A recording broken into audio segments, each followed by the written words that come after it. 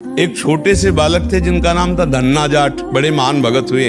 उनको परिवार की माँ ले गई कथा सुनाने, तो कथा में कह रहे थे बिना भगवान का भोग लगाए जो खाता है वो पाप खाता है। तो कथा का आखिरी दिन था, पंडित जी के पास गए, कहा कथा आपने सुनाया कि बिना भगवान का भोग लगाए नहीं खाना चाहिए, भगवान हमारे यहाँ तो भगवान है नहीं, तो आप भगवान दे दो। तो उन्होंने सोचा लड़का है, इसको ठाकुर जी तो दे नहीं सकते, तो भांग खाते थे, तो भांग का बट्टा ऊपर का, कहा ये भगवान है ले लो। ओ इतने खुशी हो, देखो विश्वास है क्या, भांग का बट्टा। घर में गए और बाजरे की रोटी, गरीब आदमी सामने रखा, पाओ प्रभु। वहाँ प्रभु कहाँ। एक दिन हो गया, दूसरा दिन हुआ, फिर वही बाजरा, तीसरा दिन हुआ, फिर वही बाजरे की रोटी। तब वो रो रो करके ऐसे भांग का बट्टा पकड़ा और कहने लगे प्रभु हमारे पास नहीं है कि हम तुम्हें खीर पूड़ी पुआ पवा सके। उसी समय श्री कृष्ण प्रकट हो गए और बाजरे की रोटी शुरू कर दी पाना। तो बोले देखो तुम कितने निर्दयी हो, 3 दिन से तो हमें भूख लगी है, हमारे घर में ज्यादा कुछ है नहीं, गरीब आदमी, पूरी रोटी तुम नहीं पाओगे, आधी हमें दो आधी तुम पाओ।